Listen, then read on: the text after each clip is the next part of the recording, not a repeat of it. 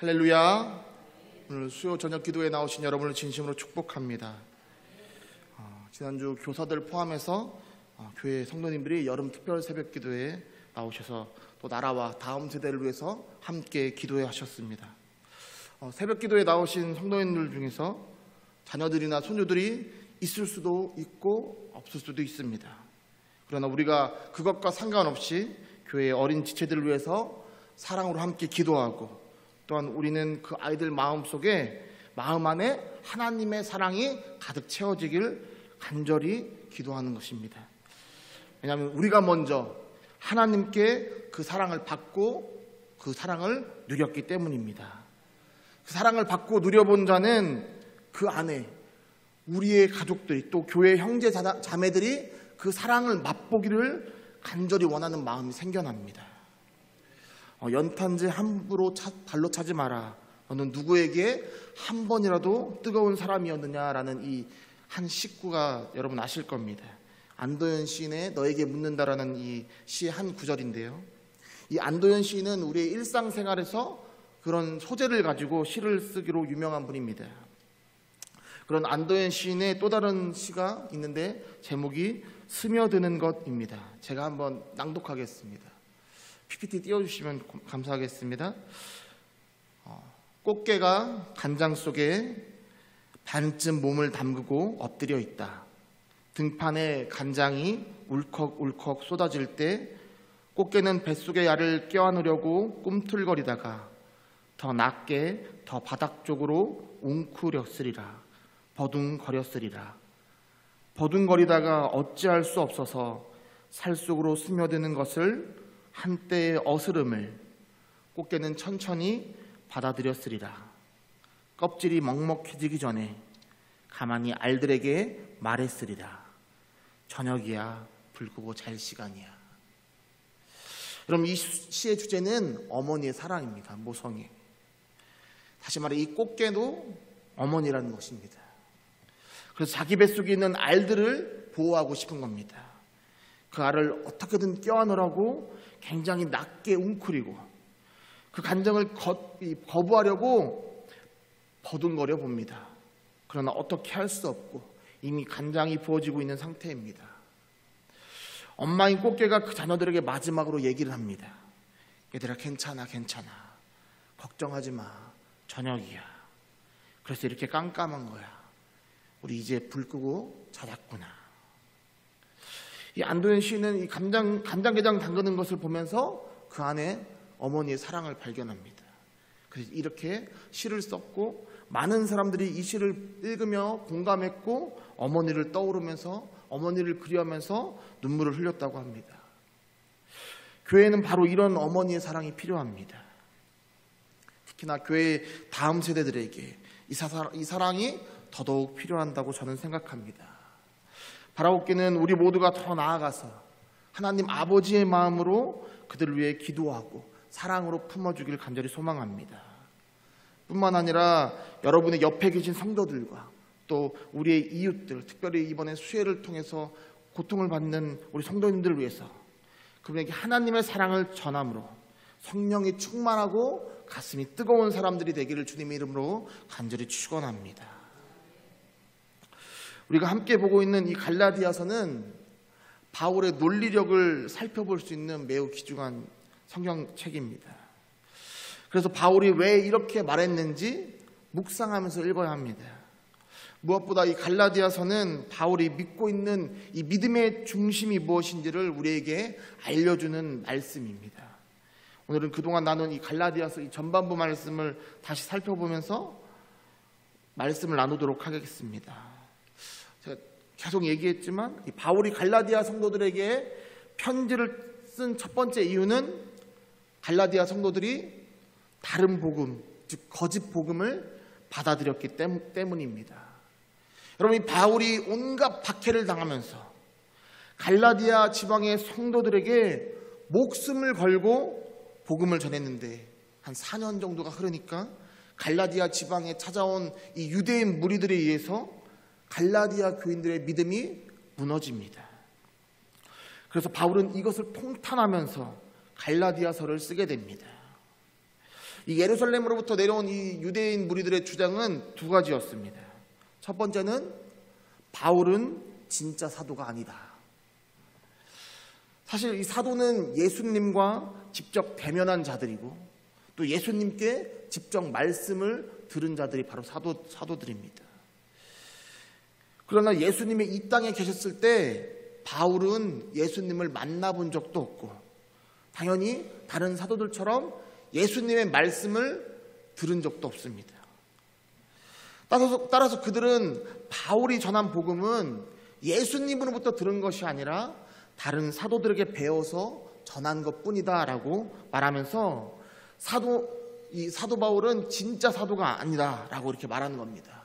이것이 거짓 교사였던 이 유대인 무리의 첫 번째 주장입니다. 여러분, 그런데 어떻습니까? 그들의 주장을 보면 꽤나 논리적입니다. 바울은 예수님이 살아계실 때 예수님을 본 적도 예수님의 말씀을 들은 적도 없다. 사도는 기본적으로 예수님과의 만남과 교감이 있었어야 되는데 바울은 예수님을 본 적이 없기 때문에 그는 진짜 사도가 아니다. 그럼 너무나 논리적이지 않습니까? 바로 이것이 갈라디아 성도들의 마음을 흔들어 버립니다. 그들의 주장이 틀려 보이지 않는 겁니다. 그렇게 갈라디아 성도들은 그들의 주장을 듣고 바울에 대한 신뢰가 무너졌고 다른 복음을 받아들이게 됩니다. 두 번째, 그들의 주장은 예수님으로만 그쳐서는 안 되고 율법 또한 철저히 지켜야 된다는 것입니다. 그래야 그것이 진정한 믿음이라고 말하는 겁니다. 그리고 대표적인 것이 바로 할례였습니다. 여러분, 하나님의 명령으로 최초로 할례를 받은 사람이 누구입니까? 아브라함입니다. 그렇다면 이 거짓 선생들은 과연 이 아브라함의 할례를 어떻게 언급했을까요? 아마도 추측건데 믿음의 조상 아브라함이 할례를 받았냐 안 받았냐 라고 물었을 겁니다. 그리고 사도들은 그럼 할례를 받았냐 안 받았냐 물었을 것입니다. 심지어 사도 바울은 할례를 받았냐 안 받았냐 물었을 것입니다. 여러분, 아브라함도 할례를 받았고 사도들도 할례를 받았고 사도 바울도 할례를 받았습니다. 그러면서 구약의 아브라함과 믿음의 조상들 그리고 사도들과 또 심지어 바울도 할례를 받았는데 그들이 왜 그렇게 했겠냐라고 이런 물음에 갈라디아 성도들의 마음은 흔들렸습니다. 그리고 그 믿음이 흔들릴 때 너희도 할례를 받아야 하는 것이라고 가르칩니다. 여러분, 만약 여러분이 당시 갈라디아 성도들이었다면 여러분 어땠을 것 같습니까? 할례라는 것을 정말로 해야 되는 거 아닌가? 라는 생각이 들지 않겠습니까? 더 나아가 맞아 율법도 또한 열심히 지켜야지 라는 생각이 들지 않았겠습니까? 그들의 이 두 가지 주장은 놀랍게도 바울이 목숨을 걸고 전한 이 복음을 무너뜨립니다. 사랑하는 성도 여러분, 바울이 왜 목숨까지 걸면서 그들에게 이 복음을 전했습니까? 첫 번째는 바울이 믿는 이 복음이 진짜이기 때문이고, 두 번째는 갈라디아서를 읽다 보면 느껴지지만 바울이 이 갈라디아 교회 정말로 사랑했기 때문입니다. 정확히 말하자면 하나님이 그들을 사랑하심을 바울에게 보여주셨기 때문입니다. 그래서 바울은 그들에게 전할 편지를 쓰게 되었고, 편지에서 첫 인사를 마치자마자 진짜 복음이 무엇인지를 그들에게 다시 가르쳐 줍니다. 여러분, 이스라엘 백성들이 애굽에서 나오기 전에 마지막 재앙이 무엇이었나요? 10번째 재앙, 바로 장자의 죽음이었습니다. 사람뿐만 아니라 가축의 첫 새끼조차 모두 죽는 무시무시한 재앙이었습니다. 여러분, 이때 하나님께서는 죽음의 재앙이 넘어가는 방법을 가르쳐 주십니다. 여러분, 그것이 무엇입니까? 이스라엘 백성이면 죽음의 재앙이 넘어갔습니까? 아닙니다. 유월절 어린 양의 피가 좌우 문설주와 문 임방에 발라져 있으면 그 집에 죽음의 재앙이 넘어갔습니다. 그 사람의 환경이나 그 사람의 신분 때문에 넘어간 것이 아니라 하나님의 은혜, 예수 십자가의 보혈, 그걸로만 죽음의 십자가가 넘어가는 것입니다. 사랑하는 성도 여러분, 이 말씀이 우리에게 말하는 바가 바로 이것입니다. 바로 예수 그리스도의 보혈만이 우리를 구원하신다는 것입니다. 할렐루야입니다. 다른 어떤 것도 우리의 구원에 조금의 영향도 끼칠 수 없다는 것입니다. 우리의 구원에 영향을 줄 수 있는 건 단 하나, 바로 예수 그리스도를 믿는 믿음뿐입니다. 사도 바울은 바로 이것을 너무나도 가슴 깊이 깨달았기 때문에 갈라디아 성도들에게 계속해서 다른 복음은 없다, 다른 복음을 전하면 저주를 받는다라고 강조하고 또 강조한 겁니다. 그래서 바울은 갈라디아서 1장 6절에 이렇게 말합니다. 우리 한번 함께 읽겠습니다. 그리스도의 은혜로 너희를 부르신 이를 이같이 속히 떠나 다른 복음을 따르는 것을 내가 이상하게 여기노라. 이 빨간 글씨로 쓴 걸 보면 그리스도의 은혜로 너희를 부르신 이라고 나옵니다. 여러분, 너희를 부르신 이, 오늘날 우리를 부르신 이가 누구십니까? 바로 성부 하나님이십니다. 성부 하나님이 우리를 부르십니다. 근데 6절을 봤더니 하나님이 우리를 부르시는데 그 전제 조건이 있습니다. 그것이 무엇입니까? 바로 그리스도의 은혜입니다. 그래서 그리스도의 은혜로 너희를 부르신이라고 사도 바울은 정확하게 적은 것입니다. 바로 거룩하신 하나님과 죄인인 우리가 만나고 교제할 수 있는 조건, 바로 예수 십자가의 보혈인 줄 믿습니다. 여러분, 복음이 무엇입니까? 오직 예수 그리스도의 십자가의 은혜로만 우리가 속량을 받는다는 것이 바로 복음입니다. 그 외에 아무것도 첨가되어서는 안 됩니다. 오직 예수, 이것이 바로 바울이 전한 복음이었습니다. 왜냐하면 바울은 예수님이 우리의 중보자이시며 우리의 구원자이시며 우리의 친구 되시고 길과 진리와 생명이 되신다고 믿고 또 믿었기 때문입니다. 그렇게 진짜 복음은 갈라디아 교인들에게 진짜 복음이 무엇인지 설명한 후에 그는 유대인 무리들이 주장한 이 주장을 논리적으로 하나씩 무너뜨립니다. 우리 함께 갈라디아서 1장 12절 말씀을 함께 읽겠습니다.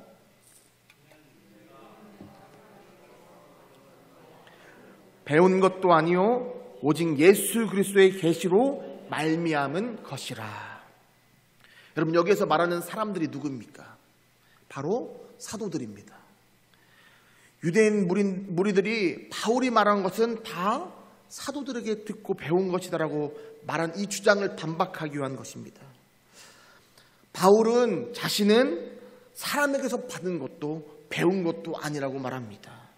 그러면서 오직 예수 그리스도의 계시로 그 복음을 배웠다라고 말합니다. 다시 말하면 나는 비록 예수님이 이 땅에 계셨을 때 예수님을 만나 뵙지도 그분에게 말씀을 직접 듣지도 못했다. 하지만 내가 유대교에 매우 열심일 때, 그래서 내가 다메섹에 그리스도인을 잡으러 갈 때 그때 부활하신 예수님이 나를 만나 주셨고 그 이후 예수님께 나는 복음을 배웠다라는 것입니다. 여러분, 그런데 만약에 오늘날 바울처럼 말하는 사람이 있다면 어떻겠습니까? 우리 주변에 종종 직통계시 받았다 막 이런 분들 계신데요. 누굽니까? 이단들입니다. 이단들. 여러분, 이것은 예언의 은사와는 다릅니다. 은사는 기본적으로 많은 사람에게 유익을 끼치는 것이고, 특별히 예언의 은사는 사람에게 말해서 덕을 세우며 권면하며 위로하는 것이라고 성경은 말하고 있습니다. 그래서 두세 사람이 예언한 것을 반드시 점검해보라는 식으로 성경은 반드시 말하고 있습니다. 그러나 이 직통계시를 주장하는 이단들은 성도들을 교회 밖으로 자꾸만 끄집어냅니다. 그러나 바울은 사도로서 교회 안으로, 예수 안으로 들어가게 하는 것을 볼 수 있습니다. 그렇기 때문에 완전히 다른 것입니다. 또한 바울은 계속해서 이렇게 말합니다. 우리 갈라디아서 1장 17절 말씀도 읽겠습니다. 또 나보다 먼저 사도된 자들을 만나려고 예루살렘으로 가지 아니하고 아라비아로 갔다가 다시 다메섹으로 돌아갔노라. 여러분, 그들이 말한 대로 바울이 사도들에게 배웠다면 바울은 예루살렘으로 갔었어야 됩니다. 그러나 예수님을 만난 이후 바울은 예루살렘으로 가지 않습니다. 그는 마치 강야와 같은 아라비아로 갑니다. 성경은 그가 아라비아에서 3년간 무엇을 했는지는 기록하고 있지 않습니다. 그러나 아마도 바울은 거기에서 3년간 예수님을 만나고 예수님을 통하여 진정한 그 복음을 배웠을 것입니다. 그리고 구약의 모든 말씀이 예수님께 초점이 맞춰져 있음을 다시 한번 깨달았을 것입니다. 그렇게 그 광야를 통과하면서 바울은 믿음의 심지가 굳건한 사람이 됩니다. 사랑하는 성도 여러분, 하나님은 때론 우리에게 광야를 허락하십니다. 왜냐하면 바로 그 광야가 하나님을 만나는 곳이기 때문입니다. 그래서 믿는 모든 사람에게는 바로 이 광야가 필요합니다. 여러분, 혹시라도 지금 여러분의 상황이 광야와 같다면 좌절하지 마시기 바랍니다. 오히려 그 광야에서 시선을 하나님께 두시기 바랍니다. 그렇게 시선을 하나님께 둘 때 마치 사도 바울처럼 우리 또한 하나님이 굳건한 믿음으로, 견고한 심지가 있는 굳건한 믿음으로 자라나게 하실 줄 믿습니다. 사도 바울은 계속해서 논리적으로 편지를 써갑니다. 아라비아에서 3년간 머물다가 그 후에 다메섹으로 돌아왔고 그 후에 예루살렘으로 가서 15일간 머뭅니다. 그리고 15일간 머물면서 주의 형제 야고보와 사도는 베드로만을 만났다라고 성경에 기록합니다. 즉 자신이 말하는 이 복음은 그래서 사람에게서 배운 것이 아니라 이 복음은 바로 예수님께 배운 복음이라고 갈라디아 교인들에게 다시 한번 말해주고 있는 것입니다. 뿐만 아니라 그 후에 15년이 지나서 3명의 지도자인 야고보와 베드로와 요한과 함께 친교의 악수를 하는 장면이 나오는데요. 이때 서로가 서로를 인정했다라고 말해줍니다. 우리 갈라디아서 2장 9절 말씀을 함께 읽겠습니다. 또 기둥같이 여기는 야고보와 게바와 요한도 내게 주신 은혜를 알므로 나와 바나바에게 친교의 악수를 하였으니 우리는 이방인에게로 그들은 할례자에게로 가게 하려 함이라. 아멘. 사랑하는 성도 여러분, 바울은 이렇게 친교의 악수를 통해 자신과 바나바는 이방인의 사도로, 야고보와 게바와 요한은 유대인의 사도가 되기로 서로가 서로를 인정했음을 말하면서 그들의 첫 번째 주장인 바울은 진짜 사도가 아니다라는 것을 논리적으로 깨트려 버립니다. 그리고 바울은 율법 행위로서 의롭게 된다라는 이 두 번째 주장도 논리적으로 그들에게 반박합니다. 그런데 아이러니하게도 이 주장을 반박하기 위해서 꺼낸 첫 번째 인물이 바로 베드로였습니다. 친교의 악수를 나눴던 이 베드로를 꺼내는 것입니다. 베드로가 유대인들이 온다는 소식을 듣고 이방인들과 식사하다 말고 도망을 칩니다. 사실 이 베드로의 잘못은 다른 성경에는 없습니다. 갈라디아서에만 딱 기록되어 있습니다. 만약에 바울이 갈라디아서에 이 기록을 하지 않았다면 우리는 아무도 모를 수도 있습니다. 근데 바울은 이 베드로의 잘못을 갈라디아서에 기록합니다. 왜 굳이 이것을 기록했을까요? 먼저 이 사건이 있던 장소는 안디옥 교회입니다. 안디옥 교회는 최초의 이방인 교회였습니다. 따라서 이곳은 유대인보다 이방인이 당연히 더 많은 교회입니다. 그리고 이 이방인들은 율법이 아니라 믿음에 의해서 구원받은 사람들입니다. 예수 그리스도를 믿음으로 말미암아 구원받은 자들입니다. 그런데 유대주의자들이 내려와서 율법을 지켜야 한다고 주장하는 겁니다. 여러분, 여기서 율법은 크게 나누면 첫째는 안식일, 이런 절기를 지켜야 된다는 것이고, 둘째는 음식법을 지켜야 된다는 겁니다. 여러분, 음식법을 지켜야 된다는 것은 이방인과 식사를 하지 말라는 겁니다. 그리고 셋째는 할례를 받아야 한다는 건데, 이 유대주의들이 당시에는 율법을 계속 지켜야 된다고 주장하고 있는 그런 상황입니다.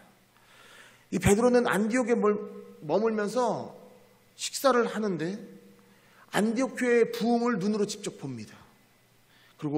그래서 한 번이 아니라 계속해서 이방인들과 어울렸고 함께 식사를 나눴습니다. 그런데 유대주의자에 내려온다는 이 소식에 갑자기 두려워져서 그 자리를 피한 겁니다. 근데 여러분, 이때 이 베드로는 이미 고넬료와 그 가정에게 세례를 준 이후였습니다. 그럼 베드로가 고넬료 가정에게 어떻게 세례를 주었습니까? 하나님이 베드로에게 환상을 보여주셨습니다. 그건 3번씩이나. 그러면서 하나님이 말씀하십니다. 내가 이미 깨끗하다고 하는 것을 너가 왜 부정하냐? 라고 말씀하시면서 말씀을 통해서, 환상을 통해서 베드로에게 가르쳤던 것입니다. 그래서 베드로는 자신이 가지고 있던 유대인으로서의 신념을 버리고 하나님 말씀에 순종해서 고넬료 이 가정에게, 이방인이었던 이 고넬료 가정에게 세례를 베풀었습니다. 여러분, 이 사건은 수천 년간 쌓여왔던 이 유대인과 이방인들의 이 엄청난 장벽을 하나님께서 베드로를 통해서 부셔버린 엄청난 사건입니다. 유대인과 이방인을 하나 되게 하신 사건입니다. 그 당사자였던 베드로가 갑자기 두려워져서 그 자리에서 도망을 친 겁니다. 그럼 이것은 하나님이 허무신 그 장벽을 베드로가 그냥 다시 세워버리는 겁니다. 그렇기 때문에 이 모습을 보고 있던 바울이 화가 났던 것입니다. 베드로의 이런 모습을 보고 있던 다른 유대인들도 베드로와 같이 숨었고, 심지어 바나바도 외식하는 모습을 보이게 됩니다. 그래서 바울은 많은 사람들 앞에서 베드로를 책망했고 이 행동이 잘못된 것임을 기록으로 남겨두게 됩니다. 왜냐하면 그렇게 해야만 유대의 무리들이 베드로도 이방과의 식사 자리가 잘못된 것이라고 생각했기 때문에 피한 거 아니냐라는 이런 언급 자체도 막을 수 있을 뿐더러 이방인들이 혹여나 시험에 빠진 일도 막을 수 있기 때문입니다. 뿐만 아니라 계속해서 바울은 아브라함을 언급합니다. 거짓 선생들은 아브라함이 할례를 받았으니까 너희도 할례를 받아야 한다라고 갈라디아 성도들에게 주장하고 가르쳤을 겁니다. 그러나 바울은 함께 간 디도에게 할례를 행하지 못하게 합니다. 물론 당연히 할례를 할 수도 있습니다. 그러나 굳이 바울은 디도에게 할례를 행하게 하지 못합니다. 왜냐하면 그 상황에서 할례를 한다는 것은 다른 복음을 인정하는 것이 되기 때문입니다. 바울은 굳이 할례를 하지 못하게 합니다. 그러면서 오히려 창세기에 보면 아브라함이 의롭다 칭하기만 받게 된 것은 창세기 12장에 나오는 거고, 아브라함이 할례를 받은 것은 창세기 17장에 나오는 것이기 때문에 의롭게 되는 것의 전제 조건은 할례가 아니라 믿음이라고 논리적으로 주장합니다. 여러분, 이처럼 바울은 갈라디아서의 핵심 주제인 오직 예수 그리스도를 계속해서 언급함으로써 그들의 할례를 받아야만, 율법을 지켜야만 의롭게 된다는 이런 잘못된 가르침을 논리적으로 파헤쳐버립니다. 사랑하는 성도 여러분, 그렇다면 하나님의 주신 이 율법은 필요가 없을까요? 아닙니다. 바울은 여전히 이 율법이 필요하다라고 말합니다. 요즘에 한 달에 한 번이나 또는 2달에 한 번씩 저희 아버지를 모시고 보훈병원에 갑니다. 보훈병원 신경외과를 가면 특별한 일 때문에 가는 것은 아니고 보통 이제 2달마다 한 번씩 약을 타야 돼서 뇌동맥류로 인해서 매일 약을 드시는데 그 약을 타야 돼서 아버지를 모시고 보훈병원을 다녀옵니다. 그런데 그럴 때마다 항상 간호사가 하는 말이 혈압을 재우라고 말합니다. 우리는 단지 약을 타러 왔는데도 혈압을 재라고 합니다. 여러분, 그런데 이 혈압기 때문에 우리의 혈압이 높습니까? 아니면 낮습니까? 아닙니다. 혈압기는 그냥 우리의 혈압이 어떤지, 높은지 낮은지 아니면 정상인지를 측정해주는, 판단해주는 기계일 뿐입니다. 여러분, 율법이 이와 같습니다. 율법은 비록 우리의 죄를 해결해 줄 수는 없지만 깨닫게 해주기 때문에 바울은 율법이 우리에게 필요하다라고 말합니다. 율법이 필요한 두 번째 이유는 갈라디아서 3장 24절 말씀에 우리 기록되어져 있는데 우리 함께 말씀을 읽겠습니다. 이같이 율법이 우리를 그리스도께로 인도하는 초등교사가 되어 우리로 하여금 믿음으로 말미암아 의롭다함을 얻게 하려 함이라. 아멘. 제가 어릴 때 이 초등교사는 초등학교 선생님인 줄 알았는데요. 여러분, 과거 로마 시대의 유력한 집안에는 어린 자녀들의 등하교를 담당하는 초등교사가 있었습니다. 그 집안의 노예 중에서 똑똑하고 또 특출나고 믿을 만한 사람을 골라서 이 아이들의 수종을 들게 한 것입니다. 그들이 바로 초등교사입니다. 뿐만 아니라 비록 그들은 노예였지만 회초리를 들고 훈육할 수 있는 권한도 가지고 있었습니다. 여러분, 이처럼 율법을 통해 우리는 하나님이 싫어하는 죄와 우리가 마땅히 해야 할 도덕적 기준을 깨닫게 됩니다. 즉 그리스도에까지 인도하는 역할을 율법이 하기 때문에, 바로 이 초등교사의 역할을 하기 때문에 바울은 율법이 여전히 필요하다라고 말합니다. 세 번째 율법이 필요한 이유는 우리 갈라디아서 4장 2절 말씀을 통해서 살펴보도록 하겠습니다. 함께 읽겠습니다. 그 아버지가 정한 때까지 후견인과 청지기 아래에 있나니. 여러분, 당시 로마 시대의 노예는 우리가 한국 사회에서 말하는 노예, 종과는 조금, 노비와는 좀 다릅니다. 여러분, 초등교사뿐만 아니라 이 노예 중에서도 후견인과 청지기 역할을 하는 사람들을 뽑습니다. 예를 들어서 아버지가 재산이 많습니다. 근데 그 재산을 아들에게 물려주고자 합니다. 그러면 아버지로서 처음에 어떻게 해야 됩니까? 여러분, 그냥 물려주면 됩니까? 안 됩니다. 아들에게 재정과 회계에 대한 교육을 시켜줘야 합니다.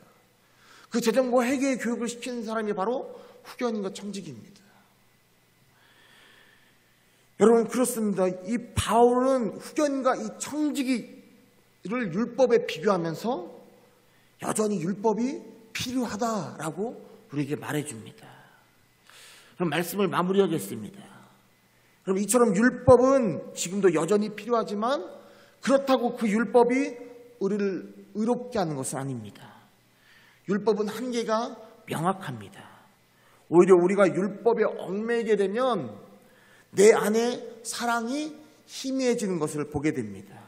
왜냐하면 율법의 완성은 사랑인데 율법에 얽매이면 나 스스로가 나뿐만 아니라 다른 사람의 모습을 보면서 그 사람까지 정죄하게 되기 때문입니다. 그래서 우리는 반드시 우리를 의롭게 하는 것은 오직 예수뿐이라는 이 사실을 기억하고 명심해야 합니다. 우리가 예수님을 믿을 때 하나님은 우리를 하나님의 아들로 삼아주시고 우리 안에 성령님이 주인으로 들어와 주십니다.